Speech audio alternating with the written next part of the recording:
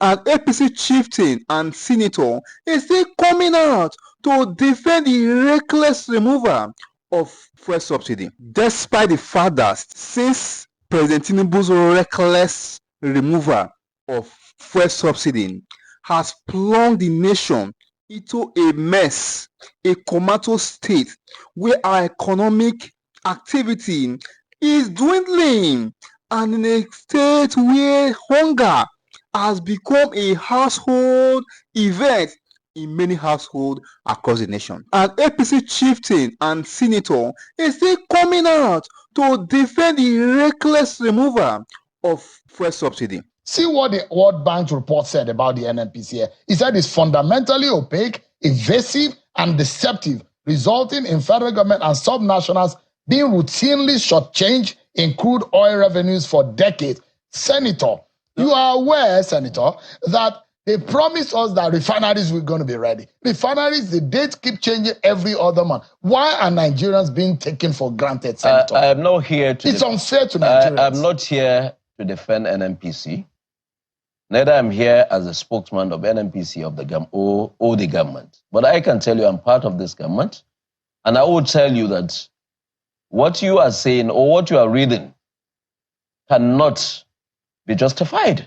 You cannot tell me just because World Bank gave a report and that report is what it is. Don't believe what the World Bank says. Don't believe what the World Bank says. Just a moment. Don't believe what the World Bank says. You allow me. You have asked a question. Allow me to talk. You have asked a question. Okay, go ahead. Because you don't believe what the World Bank says. You have asked a question. An indigenous company has said its own. But go ahead. You have asked a question. Go ahead, please. And I want to give you an answer. Go ahead, please. You said NNPC is this, NNPC is that. It's opaque. Nigerians have been taken for granted by who? By the government. That is your statement. But I'm trying to correct you. I said, if World Bank presents their report, that's World Bank report. We are here. We will look at those books. We will look at our own books. We will look at our own reports. What did I just mention to you? What cost us calling for fact-finding to know what is going on in terms of remittances from NNPC, in terms of bringing in a policy towards the end of the year where you want to sell crude oil in Naira. I told you all these things because we want to be sure that what we are doing is not going to reflect negatively on Nigerians. And what this government is doing, by virtue of the fact that we removed subsidy, removing subsidy is the best thing that has happened to this country, let me tell you. Today, how much are we earning? If the money that Nigeria is making today and the money that FARC is distributing to the state governments utilize those monies adequately, utilize those money the way they're supposed to utilize these resources, a lot of things will go on. So, Senator Sani Musa is live for us here in our studio. It's a pleasure having you join us tonight. Thanks so much indeed. Thank you very much, Shehu. Let me start by asking you, is the 8th of November, Senator, and the president has not presented the 2025 budget. Is coming rather late in the day already. What could be the delay? Thank you very much, Sheun. You can see since the inception of this administration, so many reforms, policies of government have been coming up. And we appreciate the fact that the economic team are doing their job the way it's supposed to be done. We also, as lawmakers, expect that we shall be given budgets timely so that we can start working on them. But we also, at the same time, will not want a situation whereby a document will just be presented to us without adequately. Because if you recall, the beginning of this administration in 2023, there have been a lot of noise by Nigerians that we were rushing at policies. So I believe Mr. President is now considering those lot of voices that Nigerians made in making sure that the budget he's bringing is a budget that will rediscover the economy of Nigeria. So I don't think it's late. I believe Mr. President is doing what he's supposed to do in order to checkmate whatever lapses we had in 2023 and then correct them in 2025 budget, 2024 budget, and correct them in 2025 budget. So for me, it's not too late. We are just in November. It doesn't matter. I mean, we can scrutinize the budget, and we don't. The president doesn't have to sign the budget on 1st of January. For us to do the great and good job, we can take our time, scrutinize the budget very well, and then present it at the time we feel it's okay. We have all seen it. So the reason why I'm saying that it took us several years. I mean, you are aware of is that Nigeria has run a very awkward budget calendar, such that a lot of the times the normal yearly calendar and our budget calendar have never worked in synchronym. And we saw that the Buhari government made frantic effort in normalizing, and for several budget windows, give it to the Buhari government. Even under Okonjo-Iweala, at some point you will have seen that there is a practice of bringing the budget in about October, which gives the National Assembly 2.5 months or so to scrutinize the budget and send it back to the executive. But you will have less than a month to be able to do it. You and your colleagues who want to go for Christmas break. And the fear is that we might be going back to the old days where a lot of people felt it was awkward for us not to have an alignment with starting the year with a new budget. And that's a fear, Senator. Sheun, what we need to understand is that at the National Assembly, we do not have a fixed date, or as you said, you just have 1 month to scrutinize the budget. There are so many committees in the National Assembly, and each committee looks at where it does its oversight.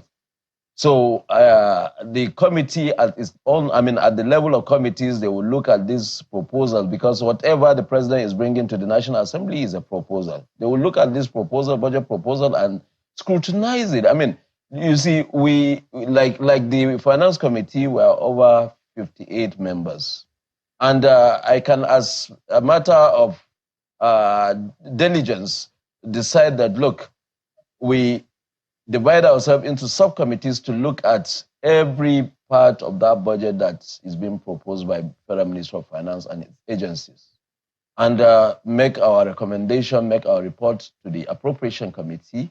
And for me, I believe that there will be enough time.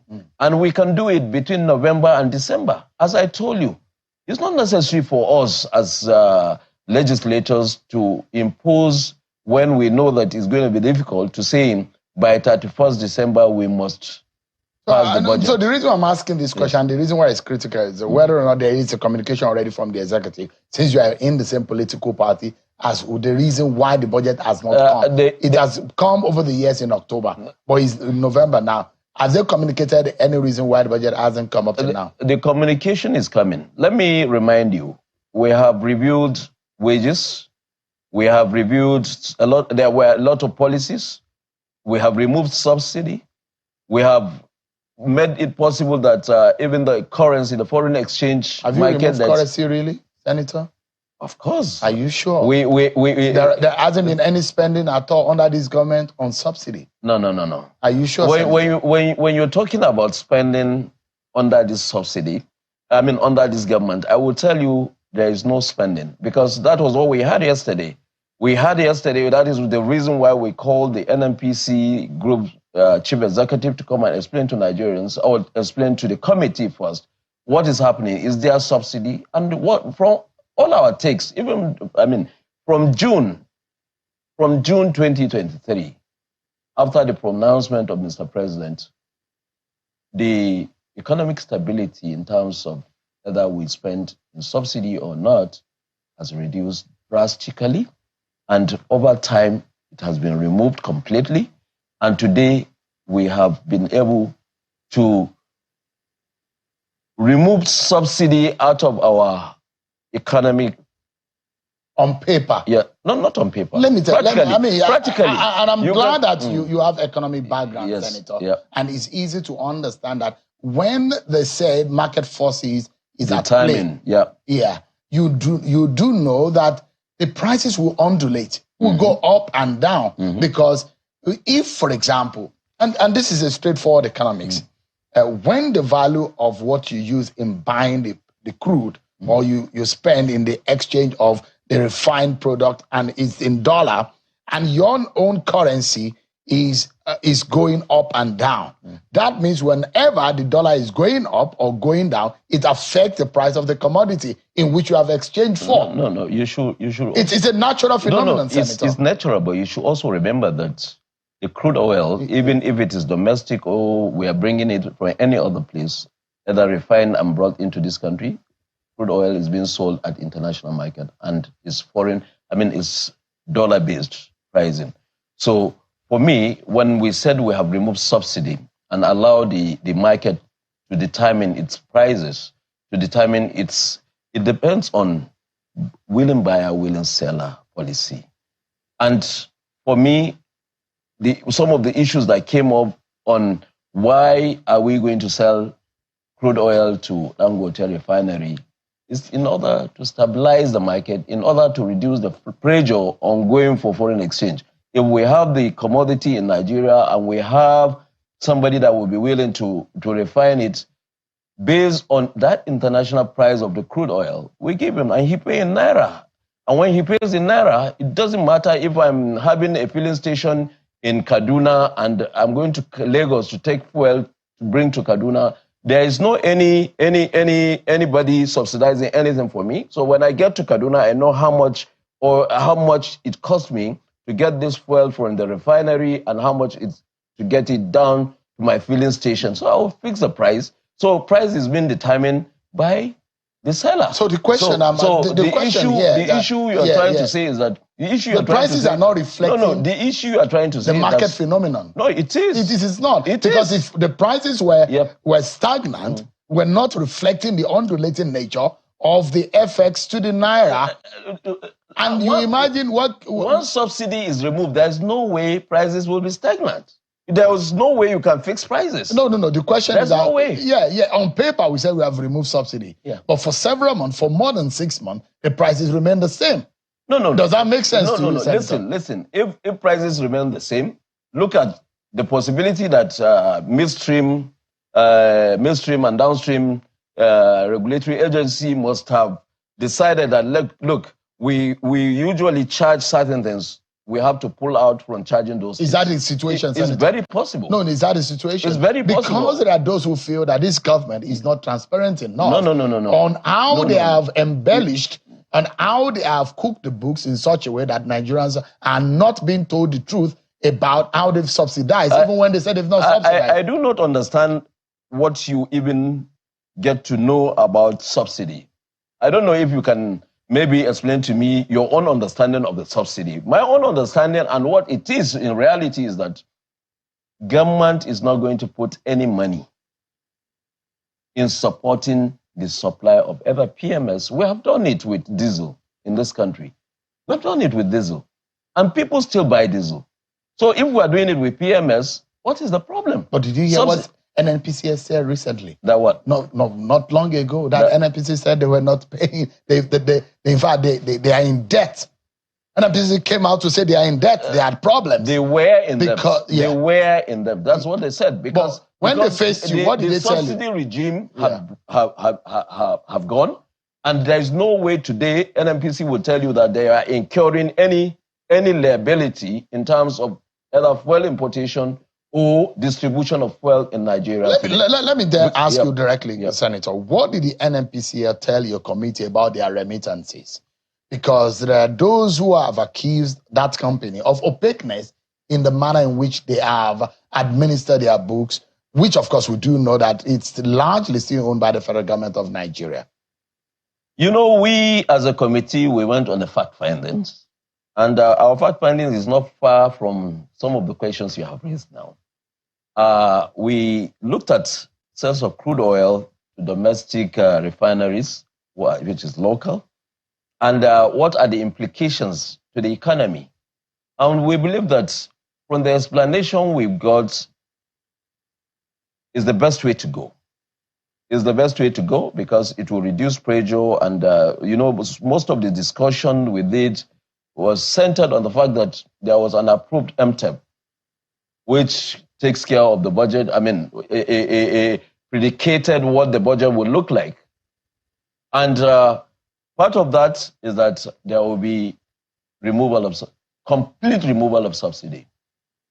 And based on that, we were looking at the fact that what if you sell in Naira, are you going to sell it at the value of the foreign exchange, the value of the international market, I mean, crude price at the international market? If that is what you do, I mean, we do not have any problem with that. Our books will be correct and will be balanced.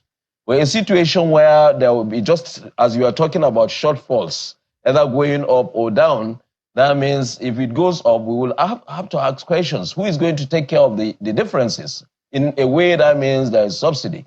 But the explanation we got is that there won't be any of that because the price at which they will give, even based on the Naira, is going to be an international pricing. And then when you are talking about the remittances of NNPC, and that is one of the major reasons why we call for the fact finders, because we've been hearing about discrepancies here and discrepancies there, especially to do with maybe excess crude stabilization fund, cash calls. And we found out that, I mean, when you see all these things, you will see that NNPC is at the center of it. And we feel it's necessary for us to invite the group managing director to come and explain to us. And based on his explanation and what input we got from the chairman of the RAMFAC, that's Revenue Mobilization and Allocation, Physical Allocation Commission, what he came up with was really, really something that the committee took very seriously, and we asked the Minister of Finance, we asked the group managing director, group chief executive officer of NNPC to give us explanations of if they are underpayments. And just the question you had earlier asked that NNPC was talking about quite a lot of liabilities. But we also want to make sure that there is a complete forensic audit of NNPC books so that all the gray areas where the discrepancies that we are all talking about, we bring them out. And monies that are supposed to go to consolidated revenue funds, clearly we identify why they are not there. We also identify monies that are supposed to go to the federation account, which when I talk about federation account, that's money that belongs to all, including the subnational. So we looked at them critically, and I believe that there is need for us to further look at the books of both the NNPC and then also reconcile with the Office of the Accountant General of the Federation. Now, there is a damning report, if I may call it, on the NNPCL by the World Bank. But before I get into that, in September, we experienced some few shortages in the country. Some few queues started growing, and there are worries as to the availability of the product. And we discovered that oil traders were having some underlying problems with the NNPCL. That Cold War went on, and eventually the NNPCL came to town to say they are owing oil traders $6 billion US. Did they tell you about that money, and how would that be offset? Sheun, you should know that previous macroeconomic policies in this country were very distortionary and very unsustainable. And when you focus on thinking how far we have come today, with the coming of this administration, his policies, the president, His Excellency President Ahmed Bola Tinubu, came in with some kind of bold, decisive decisions. And those decisions today, over time, will transform to give Nigeria what we supposed to have. And part of the problems we're having, these things you are talking about are not issues that started in the last 18 months. These are things that have been there for many years. So when you are trying to compare, what I will expect is that from now onward, how do we intend to take care of all those things that are there as liabilities to the federal government? And this bring us to the fact that we said we have to do forensic auditing, and which I believe the federal government have initiated its own. to look at the books of NNPC, look at the books of all, of the Accountant General's office, all remittances that have said to be done, which ones were done and which ones were not done. I think there's need for us to look at that. And then significantly, you can see that the reforms from 2023 to date, I don't understand when you said in books, but when you look at economic indices, you will see that what we have done now is to strengthen the economy and make it more stringent for those lapses, those leakages that we used to have, and we do not have the realities of the subsidy regime are double-faced. So on one hand, because $6 billion US, there are a lot of questions. The federal government has said the president was not lying. The presidency did not lie. The federal government did not lie about not paying fuel subsidy.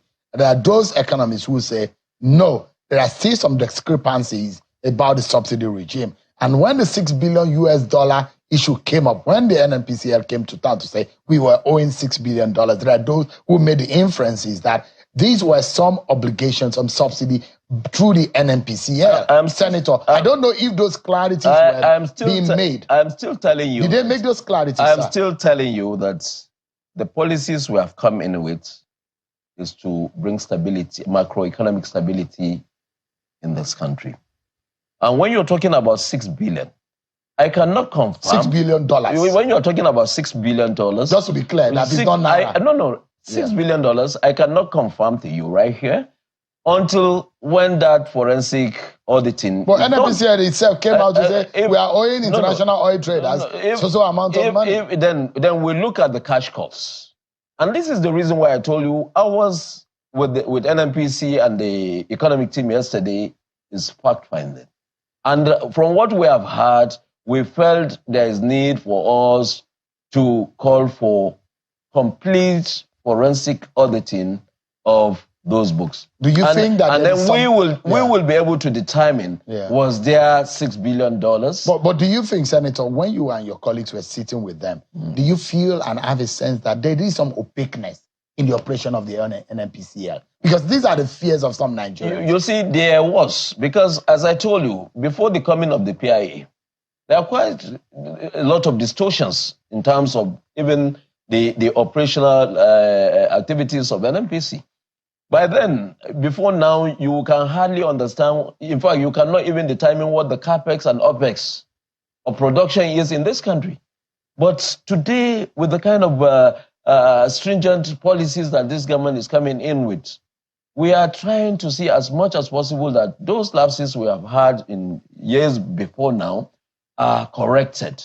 And for anybody to come up to saying that, oh, under this administration, there is $6 billion. I would tell you categorically that there was no $6 billion really? Under this administration. So NNPCL was lying. I would tell you categorically there is no $6 billion under this administration. And if there was any, then there will be within the regime of those days when the subsidy regime was. Okay. Senator Sani Musa is the chairman of the Senate Committee on Finance, and they've been scrutinizing and engaging with the federal government, the executive arm of government, on the running of the economy.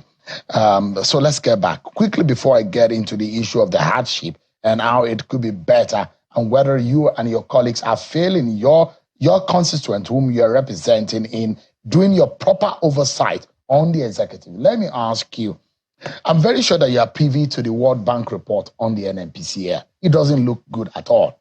And there are those who will be asking the question, if this kind of report was released, the report was called AMO, which means the Accelerating Resource Mobilization Reforms, AMO. It was a report released on the 17th of May, 2024. It says that the books of the NNPCL is opaque and they lack proper corporate governance, and gave a lot of examples as how the NNPCL has failed in delivering truth and effective corporate governance to the Nigeria and shortchanging the Nigerian state. Are you privy to that report, Senator? Yes, I am privy to that report. I have read it.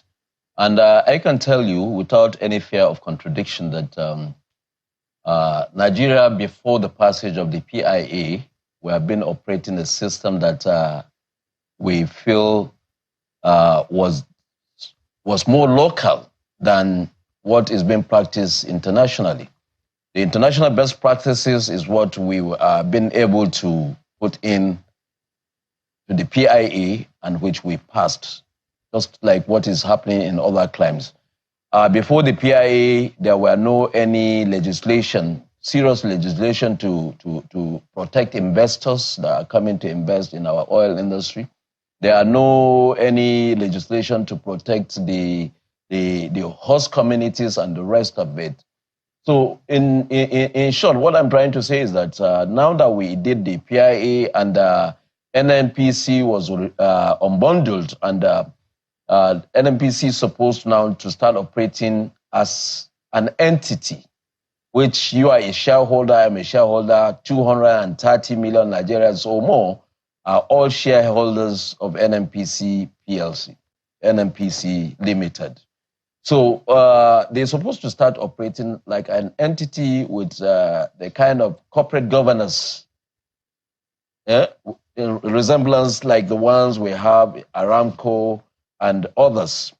So it will take a little while for us to be able to see if that legislation is really working and we're getting what we expect to get out of it.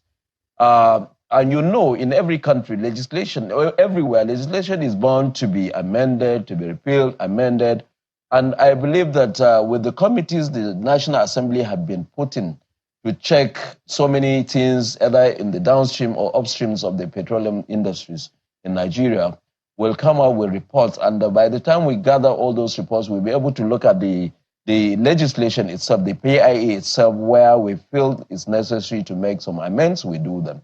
And once we do that, that will create the kind of enabling environment where NNPC will operate like an entity.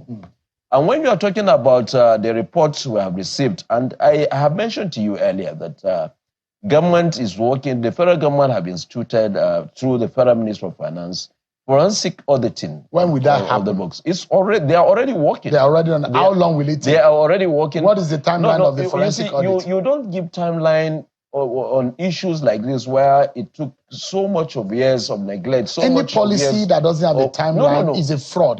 Any policy that doesn't have a window of the start and end. I want you to understand. It's not true. It's not truthful. I want you to understand me. If forensic auditing will be done and to be seen to have been done very well, you should know that IOCs will have to be also called upon to present and duration. Of course, the time. If you're building a house, we have asked the minister, and he has told us that the team has been working, and very soon they will round up what they are doing and present the report to the government. And when they present the report to the Federal Executive Council and they've looked at the forensic report, the National Assembly also, I'm sure, will want to have that report and will look at it and do the needful. But for me, I don't see a reason why we'll say, okay, go and start forensic auditing and we give them 3 months. And after giving them 3 months, we are not able to get what we want. If we want to start this forensic auditing, it's not from 2020 to 2023. We will have to start it like from maybe 2010 to date. Senator, because a lot have gone Senator, wrong. because we have a long list of other issues apart from the NNPC here. Senator, are you privy to... Because it does look like we're running like a banana republic. The manner in which some people are treating Nigerians, they treat us like we are fools. And Nigerians are not fools at all.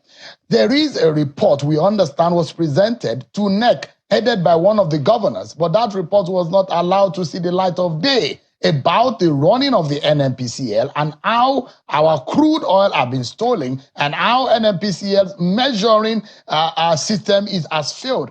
See what the World Bank's report said about the NNPCL. It said it's fundamentally opaque, evasive, and deceptive, resulting in federal government and subnationals being routinely shortchanged in crude oil revenues for decades. Senator, you are aware, Senator, that they promised us that refineries were going to be ready. Refineries, the dates keep changing every other month. Why are Nigerians being taken for granted, Senator? I am not here to... It's unfair to Nigerians. I'm not here to defend NNPC.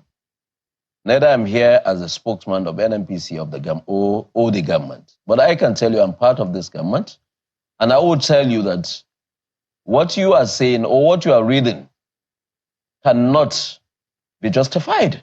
You cannot tell me just because World Bank gave a report and that report is what it is. Don't believe what the World Bank says. Don't believe what the World Bank says. Just a moment. Don't believe what the World Bank says. But you allow me. You have asked a question. Allow me to talk. You have asked a question. Okay, go ahead. Because you don't believe what the World Bank says. You have asked a question. An indigenous company has said its own. But go ahead. You have asked a question. Go ahead, please. And I want to give you an answer. Go ahead, please. You said NNPC is this, NNPC is that. It's opaque.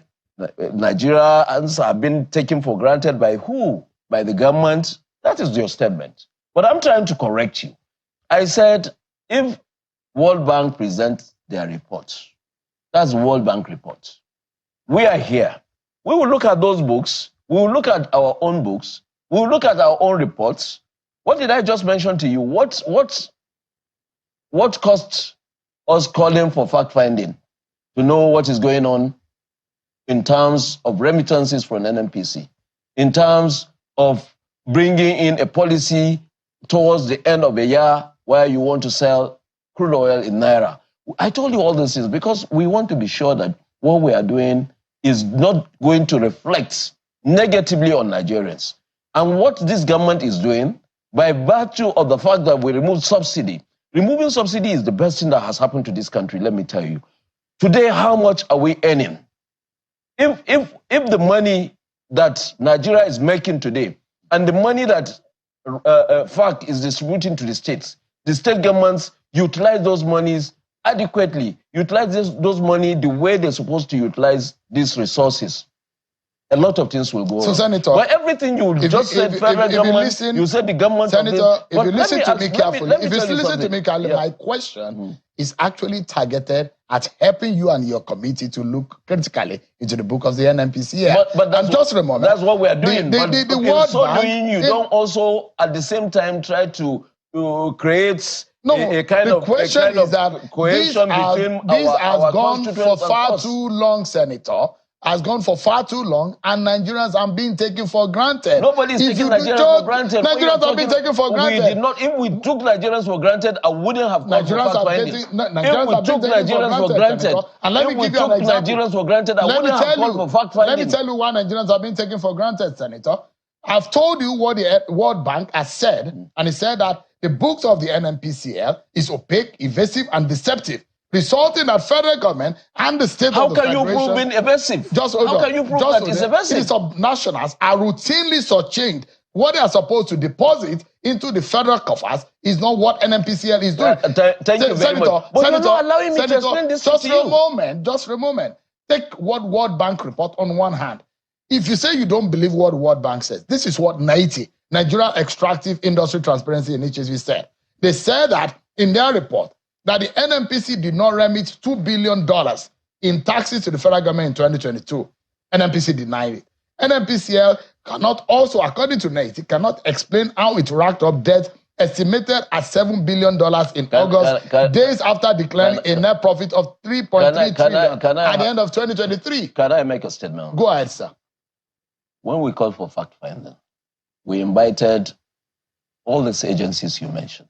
We invited NNPC, we invited Federal Ministry of Finance, we invited the Accountant General of the Federation, we invited NATI, we invited Revenue Mobilization and Physical Allocation Commission.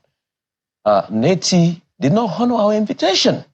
And we said, I as a chairman of that committee said, NATI and the Office of the Accountant General of the Federation must come and clear up some of these questions so that we have.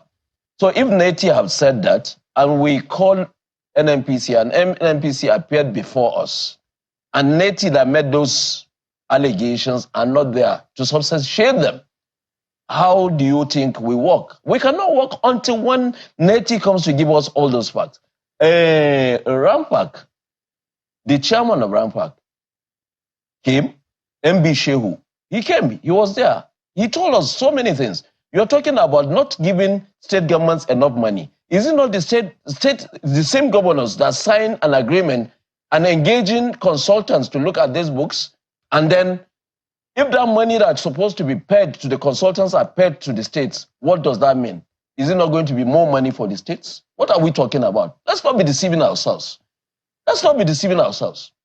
If NNPC said we have remitted so amount of money, and you know that this money is not remitted, and you have facts, there is no better place for you to come than the National Assembly, where we have called for fact-finding to come and lay the books, and so that we can make that clarification. Senator, and on the basis of that, we said we have not done enough. We are not, done with NNPC. We are not done with the Minister of Finance. We are not done with all these agencies. We are still going to go further. There are a lot of discrepancies in terms of remittances, either from the cash, what is going on the cash calls, either from LNG, either from excess crude, what's supposed to go to consolidated revenue fund, what's supposed to go to federation funds. We will all look at them. All right, Senator. And then we make the, you see, because we're totally out of time, we don't Senator, want to rush. And the issue that concerns the average person, I've not taken it up with you, Senator.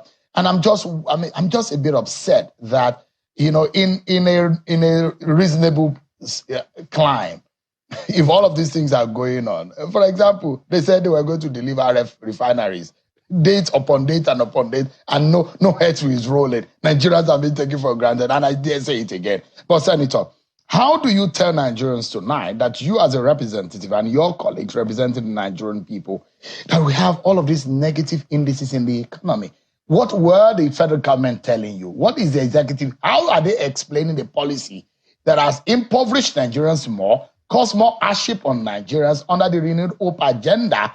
How do you explain to Nigerians tonight, Senator? You see, the policies of this government is to see how we can move towards a market-based economy, whereby individuals, take control of the economy, not everything government doing it.